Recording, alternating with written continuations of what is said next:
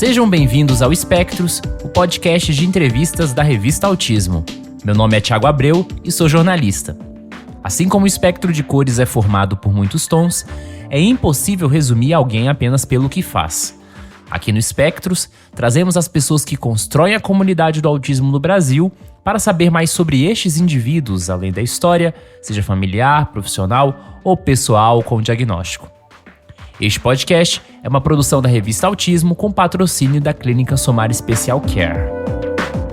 E a nossa convidada do mês de janeiro é graduada em Letras pela Universidade Federal do Amazonas, tem especialização em Psicopedagogia pela Universidade Cândido Mendes, é ativista, escritora, com décadas de experiência na comunidade do autismo. Depois do diagnóstico do filho, passou a atuar no cenário do autismo no Brasil, chegando a ser presidente da Associação Brasileira de Autismo, a ABRA. Com essas credenciais, Thelma Maria Viga de Albuquerque é a nossa entrevistada do mês no Espectros. Thelma, muito obrigado por ter topado o nosso convite para poder falar um pouco sobre a sua história e todas as questões que rondam o seu trabalho ao longo desse período aí na comunidade do autismo. Falei aqui um pouco sobre o seu currículo, mas do ponto de vista pessoal, quem é a Thelma Maria Viga de Albuquerque? Thelma Maria Viga de Albuquerque, eu sou casada, tenho 2 filhos. O meu filho, o segundo filho, se chama Edmando Viga de Albuquerque. Ele está dentro do espectro do autismo do grau 3, né? Ele não fala. E a partir do diagnóstico dele, que foi feito aos 6 anos, nós começamos, por orientação do psiquiatra, o Dr. Rosenberg, que a gente fundasse a Associação de Amigos do Autista no Amazonas. Então foi aí que tudo começou. Nós fundamos a associação em 1997, a AMA, a Amazonas. Thelma, então seu primeiro contato com autismo foi o caso do seu filho? Sim, foi através de uma revista, né, Vida e Saúde. Até então eu achava que o meu filho era esquisito, que ele não chorava, ele não reclamava de nada, entendeu? Um menino muito bonzinho, uma criança muito bonzinha, e eu pensava que ele era assim porque ele nasceu de 6 meses. Aí vamos esperar crescer, aquela coisa, né, a mãe ansiosa, vamos esperar crescer.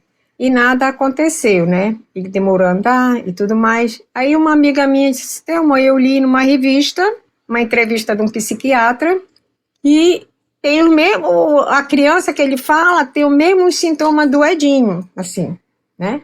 E aí ela pegou e trouxe a revista, era do Dr. Rosenberg, falando tudo sobre autismo. Foi a primeira vez que eu vi comentar sobre autismo, né? Nunca tinha lido nada, foi através dessa revista, aí nós falamos com ele, tudo era através de carta, né? Aí mandamos uma carta, ele mandou um questionário, nós respondemos, foi uma anamnese, né? Eu respondi, aí marcou uma consulta para ele ver, avaliar o Edinho e dar o diagnóstico. E relevamos o Edinho, ele já estava com 6 anos quando ele foi diagnosticado, em São Paulo, pelo Dr. Rosenberg. Acho que foi em 88, por aí. Ele nasceu em 81, foi em 88, mais ou menos, quando ele foi diagnosticado. Aqui no Espectro já tivemos a oportunidade de conversar com algumas das fundadoras, né, das pessoas centrais da criação da AMA de São Paulo, como a Marisa Fúria, como a Ana Maria Rogimelo, né, e várias outras mães e pessoas que também estão, de certa forma, vinculadas à ABRA. E muito disso, na época do autismo, se relacionava com a saída para São Paulo, né? Então eu queria te perguntar, como é que foi a saída para São Paulo? Como é que foi conhecer outras famílias nesse sentido? Quando nós fomos para São Paulo, eu não conhecia ainda, a primeira vez nós não conhecíamos a Marisa, né? A única coisa que o Rosenberg pediu, não falou nem AMA, ele falou que a gente tinha que procurar pai lá de São Paulo. Eu disse, mas eu moro em Manaus, não tenho como levar o Edinho para São Paulo, né?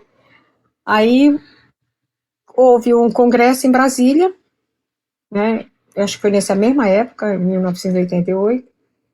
Aí meu marido foi com uma professora daqui de Manaus, a diretora de uma escola, do qual meu filho frequentava.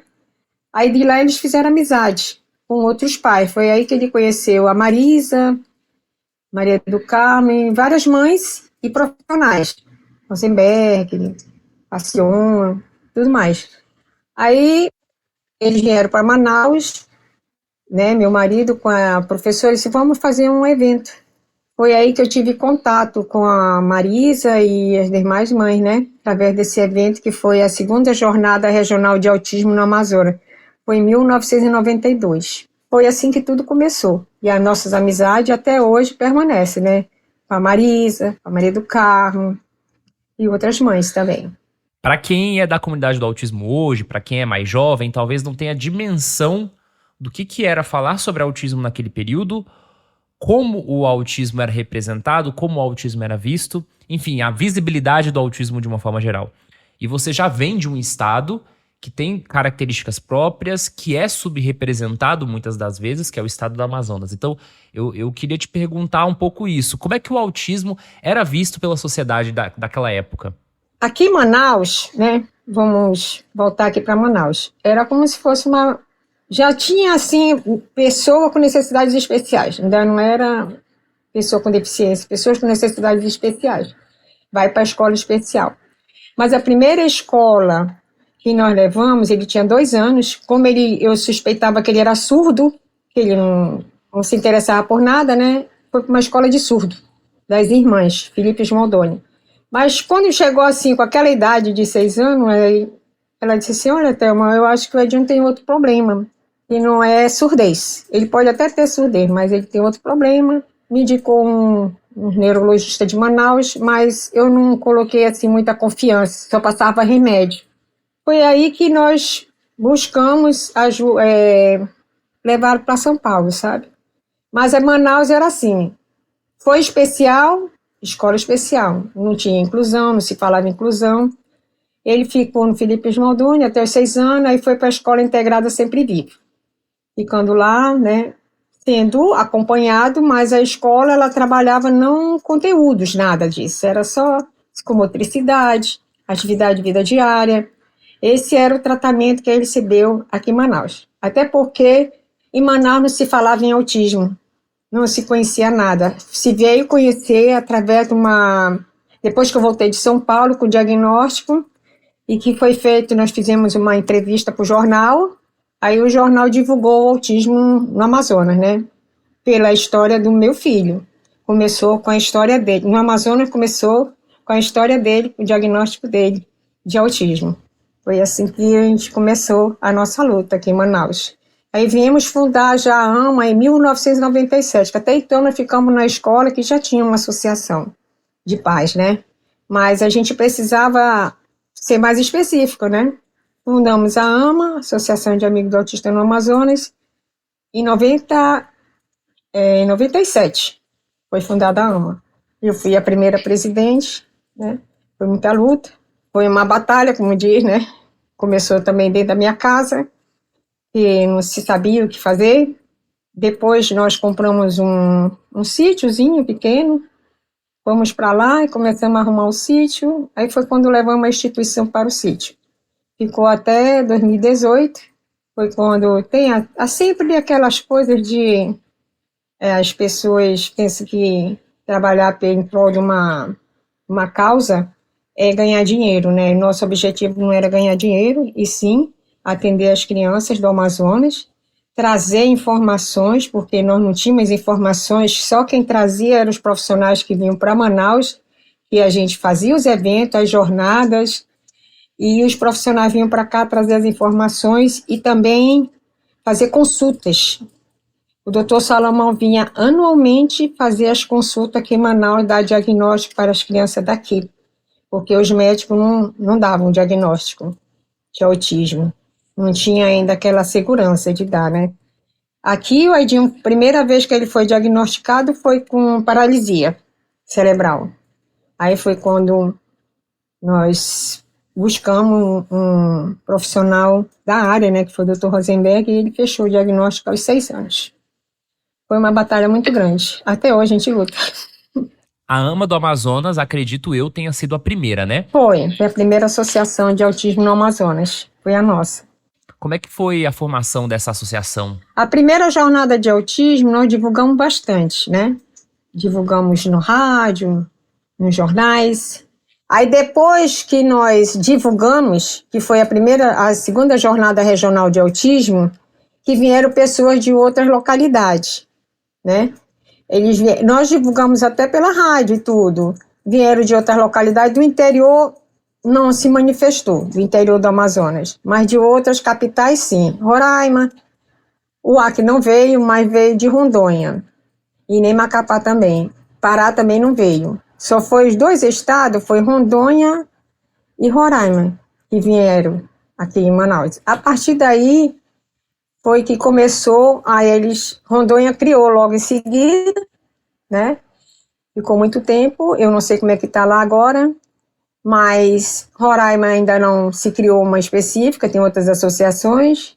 O Acre eu sei que já tem, Belém também tem, e se começou assim, né? Então, todos os anos, a gente fazia um evento e trazia as pessoas, convidava as pessoas de fora, né? Para participar. Aí foi divulgando o autismo na região norte dessa forma, através dos eventos que a AMA Amazonas fazia. Foi por meio da AMA de Amazonas que você chegou a ter vínculos com a Abra, né? E por quanto tempo você foi presidente da AMA do Amazonas? Foi através da AMA Amazonas, quando a Abra veio, que a Abra, a segunda regional de autismo, o apoio foi da Abra, né? Mas quem realizou fomos nós aqui, ainda no tempo da Escola Integrada Sempre Viva. Ainda não era a AMA em 92, porque a AMA só foi montada em 97. Mas a gente, em 92, começou a divulgar o autismo aqui em Manaus, através de reportagem e tudo mais, né? E eventos. Aí fizemos evento nas universidades, né? Nas escolas, quando era convidada, a gente divulgou. Até hoje a gente ainda faz palestras sobre autismo nas escolas municipais, né? Mas começou assim. Eu fui de 97 a 2007, 10 anos. Aí depois o meu marido ficou de 2007 a 2017, não, 2014. Ou de 2000 até 2014. Aí depois foi para outra diretoria, né? Hoje eu não sei. Eu não tenho assim conhecimento porque acontece sempre isso, né? Há um desacordo entre os pais e aí eles se separam, fundam outra associação, como muitas já surgiram aqui em Manaus assim. Eles se desentendem, aí criam outras, né? Aqui deve ter bem umas 10 já. E nós saímos da AMA em 2017. Nós saímos da AMA, eu ainda fiquei como vice-presidente até 2017, né? Houve esse problema, né? A gente queria continuar, a gente queria voltar para a diretoria da AMA, mas os pais não queriam eles mesmos, fizeram uma chapa, fomos disputar, e sabe uma coisa? Não quero disputar. Eu já criamos a AMA, demos todas as titularidades que conseguimos, desde utilidade pública federal, municipal, estadual, fizemos tudo. Levamos o nome até nacionalmente, internacionalmente, o nome da AMA Amazonas. Já fizemos a nossa parte. Então, agora é a vez de eles fazerem a dele, né? Tanto é que eu estou escrevendo um livro sobre a história do autismo no Amazonas, deve estar quase concluído já, deve estar na gráfica, por aí, rolando, né? Que eu conto tudo sobre a história do autismo no Amazonas, como começou, né? Primeiro evento, e quem foi a primeira diretoria, porque eu quero deixar esse registro, né, no estado, de que como começou e por que a gente ficou como se fosse no passado. Isso eu tenho uma certa mágoa, porque os pais que mais eu apoiei, dei a mão, coloquei dentro da minha casa, as crianças e tudo, foi os que viraram a costa para a gente porque queriam ficar sentados lá na cadeira. E isso nos machucou muito, né?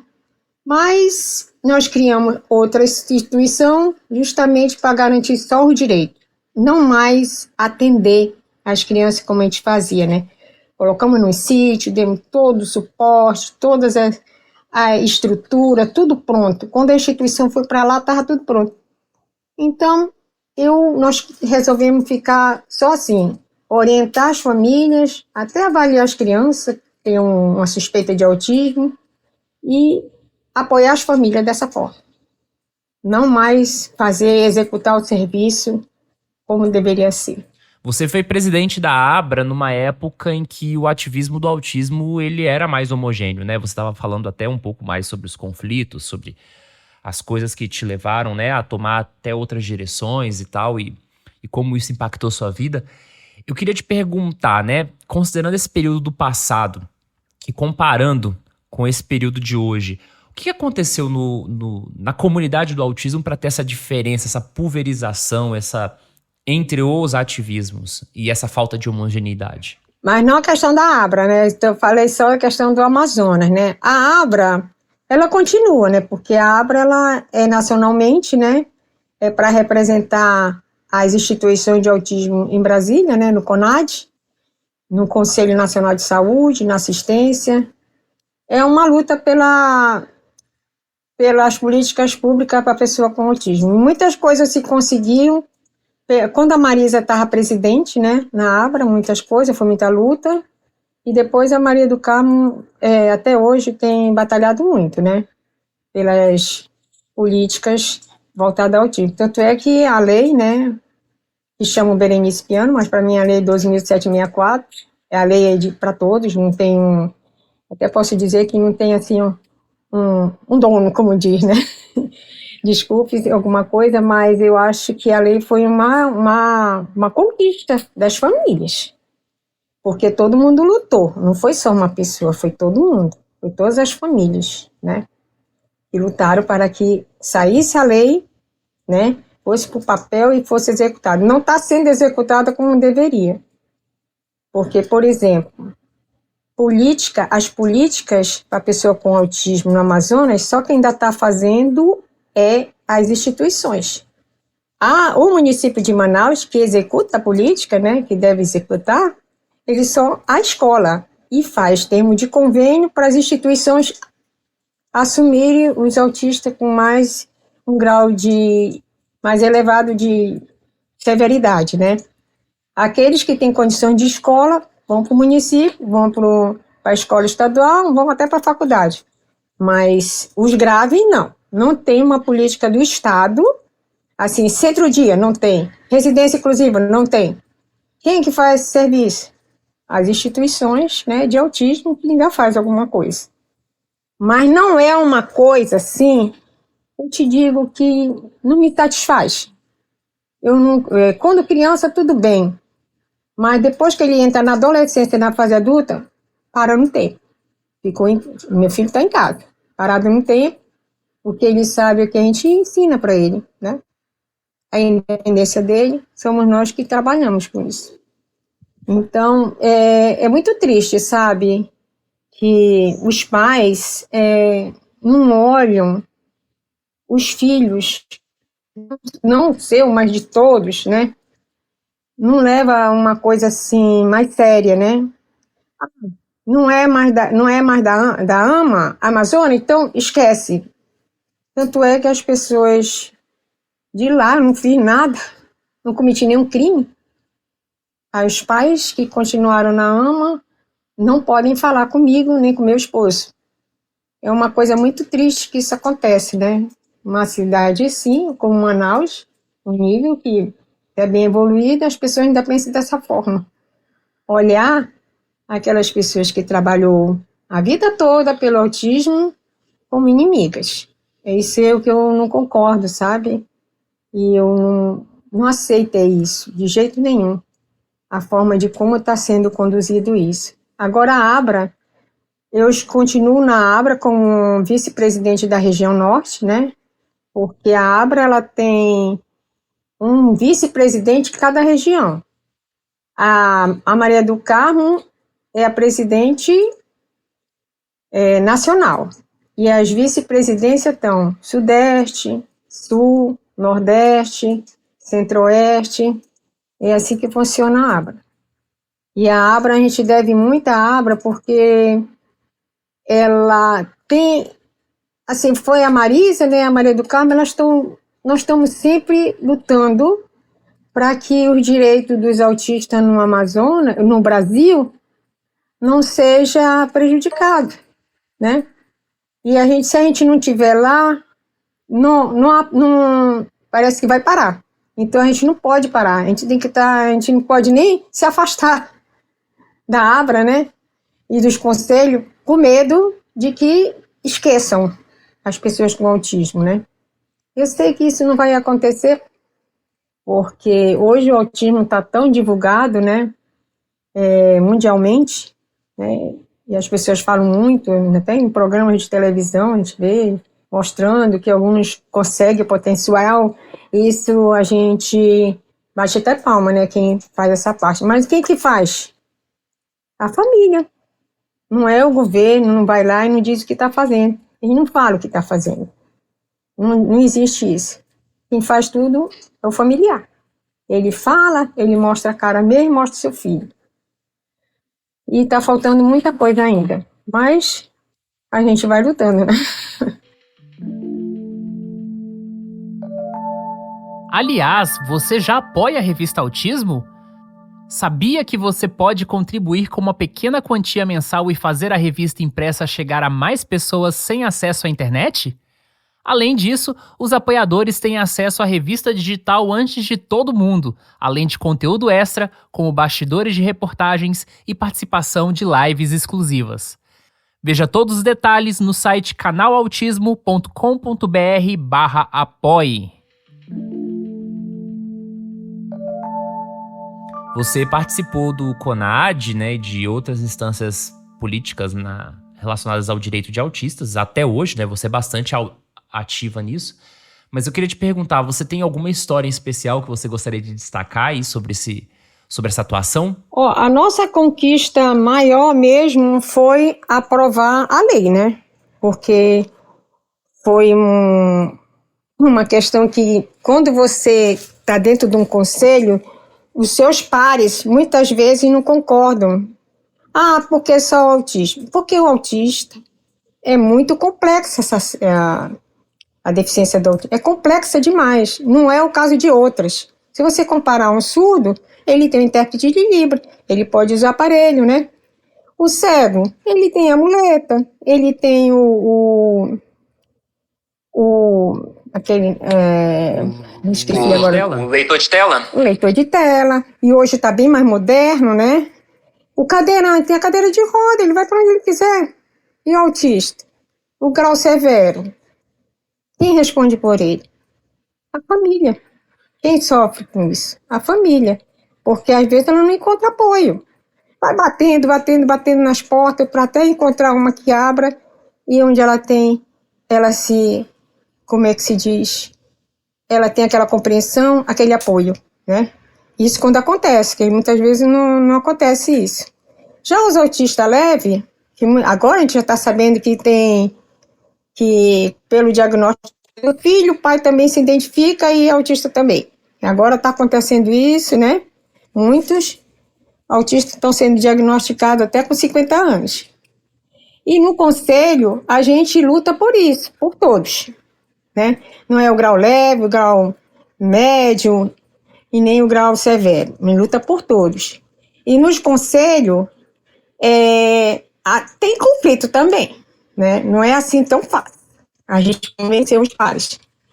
Na hora da votação de uma política, de uma coisa que vai melhorar o atendimento, a gente tem sofrido muito com a educação, né? Porque a inclusão, tem que ter inclusão, vai para a inclusão, mas nós que temos filhos com grau severo, nível 3, né? Suporte 3, nós não temos nada para eles. Dentro do setor público, não tem. Como eu estou te falando, não tem. Então, nós batalhamos muito dentro do CONAD isso, né? Mas até hoje a gente ainda não conseguiu. Porque até pessoas mesmo que são do segmento de autismo, que está no MEC, não enxerga dessa forma.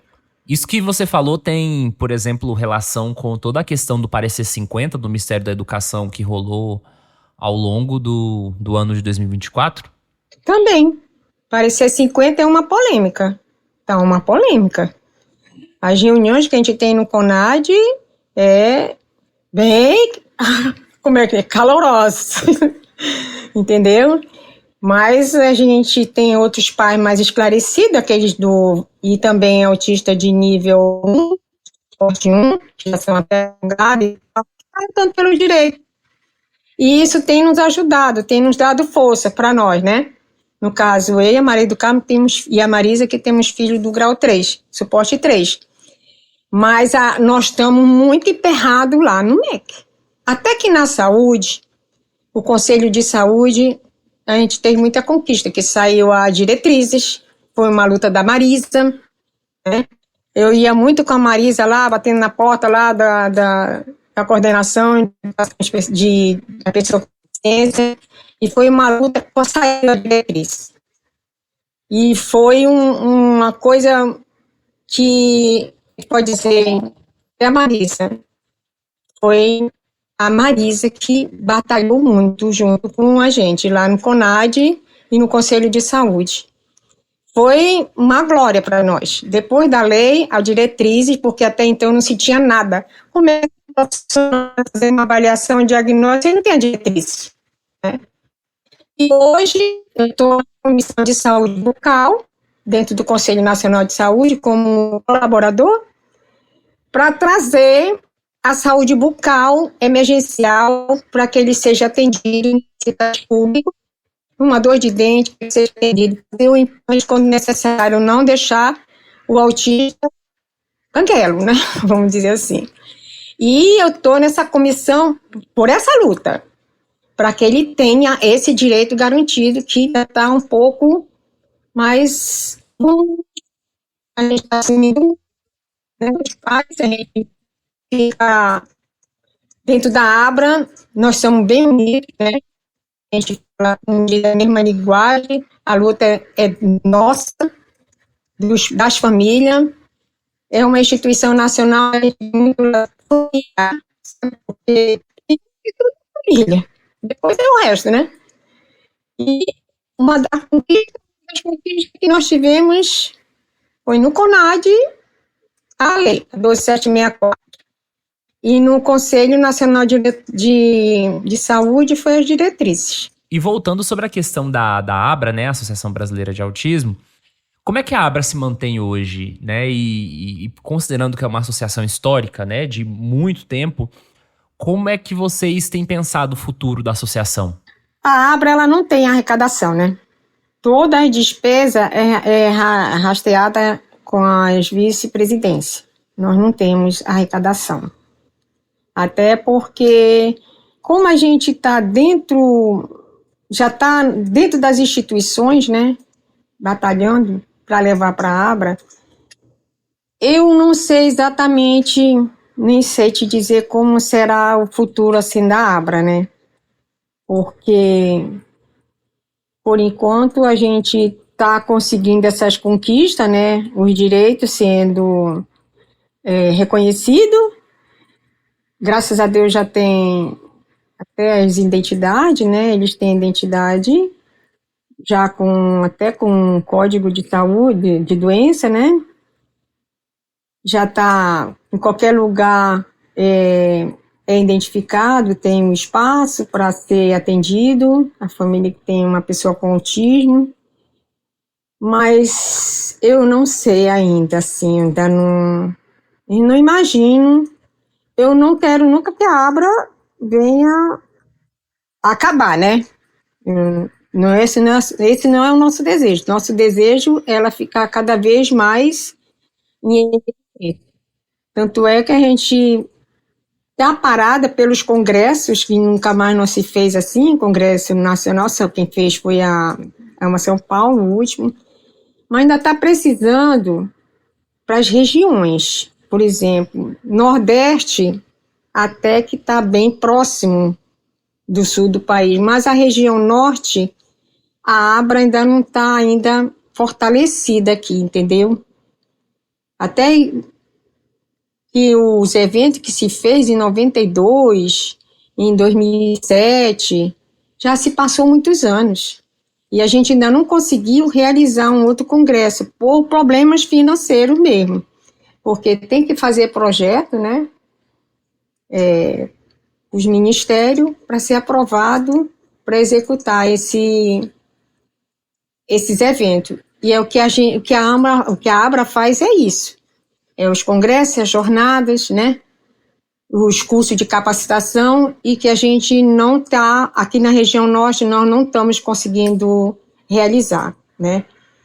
Porque enquanto a gente estava na AMA, eu e meu marido, a gente fez os eventos aqui. Nós já fizemos eventos de trazer 22 profissionais. Mas depois que nós saímos, as outras instituições não se interessaram, né? E também só quem está ainda afiliado à Abra, da região norte, é a AMA e a DITEA, né? Do Amazonas. O Pará, não sei como é que está. E Macapá é filiada também, mas a Shane já não está mais na presidência, eu não sei como é que está no Pará. Eu sei que Roraima ainda não tem, mas o Acre também, eu entrei em contato, por incrível que pareça, a situação do Acre é assim também. Há também essas confusões entre os pais, né? E eu tentei pegar o telefone da presidente atual para poder pedir para ela se filiar à Abra, né? Que esse é meu papel, conseguir as filiadas da região norte. E, por incrível que pareça, a pessoa não quis me fornecer o contato. E aí, isso que entristece, né? Porque a região que mais precisa, as pessoas têm, assim, resistência em entender da coisa, que a gente não faz nada sozinho. Tem que ser uma comunidade mesmo para lutar, né? E eu vejo essa dificuldade na minha região. Muito, muito, muito. Não há uma união. A gente se fala, a gente se encontra nos eventos, mas depois cada um vai para o seu lado. E a gente não consegue se reunir e dizer, olha, vamos fazer um evento e levar para o governo, para o prefeito, que nós queremos realmente. Não existe isso. Isso é uma coisa que a gente está, assim, eu não digo falhando, mas a gente está com dificuldade de vencer essa parte dentro da Abra, sabe? É conseguir mais as associações se filiarem, para fortalecer mais. A gente está ficando idoso, a Maria do Carmo tem mais de 70, 74 anos, eu tenho 70, entendeu? E a gente não vê as pessoas mais novas entrar na luta. Eles não estão querendo, eles acham que com a instituição que eles têm, está ganhando recurso do governo para dar manutenção, comprar alimentação, botar uma gasolina no carro, pagar uns profissionais, eles estão bem. Mas eu não entendo dessa forma, né? E isso daqui a pouco vai ser uma coisa, vai passar e ninguém vai perceber depois. A Abra tem batalhado, tem a Maria do Carmo, vamos fazer um evento em Manaus. Vamos fazer, mas como? Se tu me disser como, porque sozinha eu lá não tenho condições. A gente teria que fazer uma reunião com um profissional, um evento, e chamar essas instituições e conversar, e explicar para elas a situação, que se elas não entrarem, a Abra não vai se sustentar futuramente, né? Porque se a Maria do Carmo, eu sair da Abra, e aí? Quem vai tocar? Aqui no Amazonas, ninguém se manifesta. Por quê? É aquele negócio. Tá recebendo recurso? Não, então, os eventos que tem para fazer, a gente tem que pagar a despesa com os profissionais que vêm de fora. Passagem, estadia, né? Alimentação, e às vezes até os honorários, se for possível. E isso elas não querem fazer, e isso entristece. Por outro lado, o governo também não faz. Ele não traz profissionais para capacitar e chamar as instituições, olha, vamos fazer junto um evento, e seria muito bom essa parceria. Mas também essa parceria o governo não faz. por exemplo, o município de Manaus não faz. Quando a gente fazia os eventos aqui no Amazonas, a AMA, a gente fazia parceria com o estado e com o município. Eles entravam com materiais e uma diária para um profissional e tal, mas isso quando tinha uma pessoa interessada dentro do governo, que hoje não tem, né? Eles ficam lá na sua carteira e tal, não está se preocupando muito com o que está acontecendo. E autista está nascendo todo dia, e todo dia tem criança diagnosticada e a população está aumentando, mas a gente não vê o interesse das famílias, também não está tendo mais interesse em oferecer o melhor para o seu filho. A gente está pensando, a nossa luta também é a residência inclusiva, a residência de apoio, que está lá na lei, e a gente não consegue que isso seja executado aqui no estado nem no município. E isso entristece a gente, porque para onde vai essas pessoas adultas, que quando não tiverem mais pai nem mãe? Isso a gente pensa todo dia. E quando adoece? Eu tenho 70 anos, eu não posso acompanhar meu filho no hospital. E aí, ele vai ter um apoio? Porque em escola tem o mediador e tal. E na saúde? Quem vai acompanhar ele? Eu estou pensando assim, na saúde. Quando ele pegou Covid, que teve que ser internado e ficou na UTI, eu não pude acompanhar. Ele ficou lá com as enfermeiras, entendeu? O que aconteceu? Ele tirou o acesso, tirou as fraldas, saiu pelo corredor do hospital, indo embora para casa, em desespero. Nos hospitais não tem ninguém preparado para receber uma pessoa com autismo, uma UTI. Cadê o preparo? Não tem. Isso muito é preocupante. E as famílias não estão vendo isso. A pandemia veio para alertar, né? Para alertar a saúde que isso tudo é possível acontecer. Morreu muita deficiente, morreram. Aqui em Manaus morreu muito deficiente. Mas nem assim, com a pandemia, parece que não toca no coração dessas pessoas. É impressionante. Aqui no Espectros nós falamos muito sobre autismo, até porque a vida da maioria dos nossos entrevistados gira quase 100% em torno do autismo. Mas fora das questões do autismo, o que você gosta de fazer nas horas vagas? Olha, minha vida social, assim, eu faço normal, entendeu? Já sou aposentada, mas sempre os encontros com meus ex-colegas de trabalho. Às vezes eu fiz uma academia, participava de uma academia de dança, mas o que aconteceu? Eu caí, fraturei minha lombar, não posso mais dançar. Mas eu continuo, assim, faço eventos com as crianças lá na comunidade, onde tem o meu sítio, né? Dia das crianças, com presente e tal, faço um lanche, convido algumas amigas para patrocinar os brinquedos, os lanches e tal, e outros para fazer brincadeiras. Eu faço isso ainda, essa parte com a comunidade, juntamente com as pessoas com autismo, né? Eu peço para algumas famílias levar seus filhos, para ter essa parte da socialização, né? E é assim que eu também aproveito o momento, né? Mas assim, a gente vai para festa em família, eu levo meu filho, a gente participa, mas dizer assim que eu tenho uma outra atividade, atualmente eu não estou tendo. Só como vice-presidente da DITEA, que agora eu sou, né? E vou pro sítio e tal, levo o Edinho, mas quando eu posso, a gente faz pequenas viagens que vai poder ir de estrada, eu levo para Presidente Figueiredo, eu levo ele para uma banho de cachoeira, que eu aproveito também. Mas a minha vida toda, desde quando meu filho foi diagnosticado, as férias que eu tinha era para levar ele para São Paulo para consultar, e de lá é que a gente aproveitava o tempo, uma praia, passeio e tal. Mas eu nunca, assim, hoje eu vou para tal lugar e tal, vou fazer uma pequena viagem, que isso não acontece.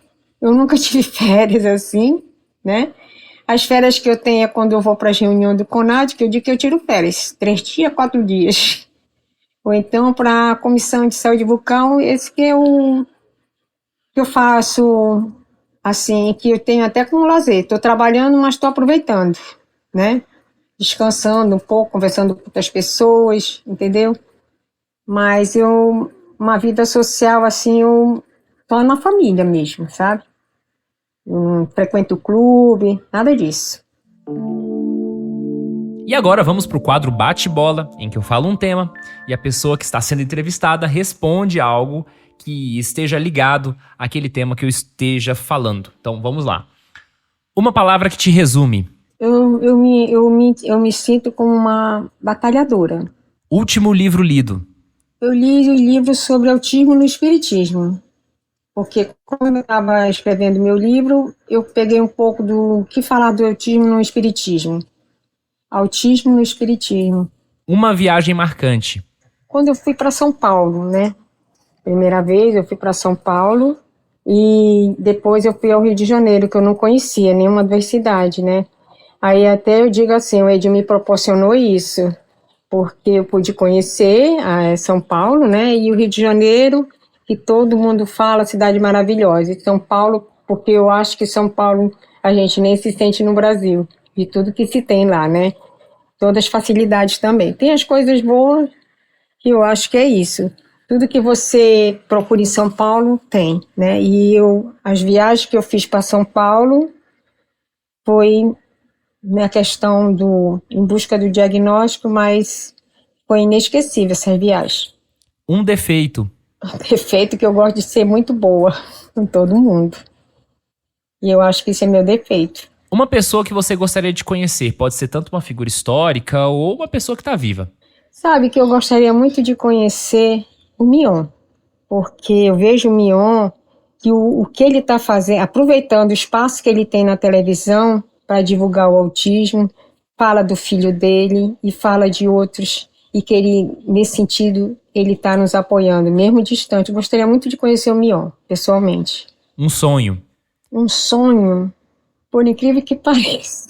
Eu gostaria muito de conhecer Portugal, porque quando eu fiz faculdade de letras, falava muito de Fernando Pessoa, da biblioteca, tudo. Eu tinha esse sonho de conhecer, mas já ficou no passado. Eu agora só faço, esse meu sonho eu realizo através do YouTube, que não vai dar para mim chegar mais lá. Um artista ou uma banda que você gosta? Eu sempre gostei dos Beatles, né? Beatles, Renato, seus Blue Caps, que é da minha época, da juventude. Curti muito essas bandas. Um artista que você detesta? Vamos dizer que eu não tenho um artista assim para que eu não goste, entendeu? Que eu não acompanho muito a vida dele. Só pela televisão, as novelas. Mas novela é novela, né? E aquilo é só um papel que eles estão fazendo. Mas o papel também choca a gente, né? Um filme? Um filme, E o Vento Levou. Porque foi uma luta de uma mulher, entendeu? Que ela enfrentou tudo para salvar a família dela, né? Tirar da guerra. Ela foi para a guerra e ela soube segurar como vencedora. O Vento Levou, eu acho muito bonito esse filme. Me marcou muito. Assisti umas 3 vezes. Prato favorito? Olha, a gente gosta muito de peixe, né? Aqui no Amazonas, para mim é o peixe e eu gosto do pirarucu. Pirarucu de qualquer jeito. Ou guisado, ou frito, ou assado. Peixe pirarucu para mim é minha preferência. Uma bebida? Bebida, eu já não bebo mais, mas eu sempre gostei do vinho champanhe. Comida que você detesta? Uma tal de maniçoba que quando eu vi pela primeira vez, achei muito esquisita lá em Belém, quando eu estive lá, e eu não gostei, escuro e tal. Aí disseram que é uma feijoada paraense, mas eu não gostei. Eu não cheguei nem a provar, mas pelo aspecto eu não me atrevi a comer, não. E por fim, frase favorita. Eu acho que a minha frase que eu gosto de empregar muito é o amor. É a palavra mais sublime. E que ele está em todas as ocasiões que você necessita, o que vem é o amor. Eu gosto dessa palavra, amor. Para ela tem várias definições, né? E eu fico amor pelo meu filho, Edinho. Essa é a minha frase. Thelma, muito obrigado pela sua participação aqui no Espectros, por compartilhar tantas questões ao longo de tantas décadas de atuação. Fica à vontade para você dar uma mensagem final ou falar qualquer coisa que você quiser aqui para nossa audiência. Eu queria só dar assim, um recado, né? Que as famílias pudessem se unir mais, né? As famílias das pessoas com autismo pudessem se unir mais. Não se separar, mas se juntar cada vez mais. Isso eu não estou conseguindo fazer. E a única coisa que eu ainda não fiz foi isso. E eu gostaria muito que realizar um evento para juntar toda a comunidade autista do Amazonas, né, as instituições representantes, para que a gente fosse mais unidos. E eu gostaria muito de que isso acontecesse o mais rápido possível. E eu estou vendo de que forma eu posso realizar, talvez até um sonho esteja distante, mas eu vou dizer que ele está para se realizar. E mais uma vez, muito obrigado a você que nos ouviu até agora. Nos encontramos em fevereiro. O Espectros é uma produção da revista Autismo em parceria com a clínica Somar Special Care. Localizada em Pernambuco e com unidades em várias cidades do estado, a Somar Special Care tem o objetivo de mudar a vida das pessoas autistas com profissionalismo e amor.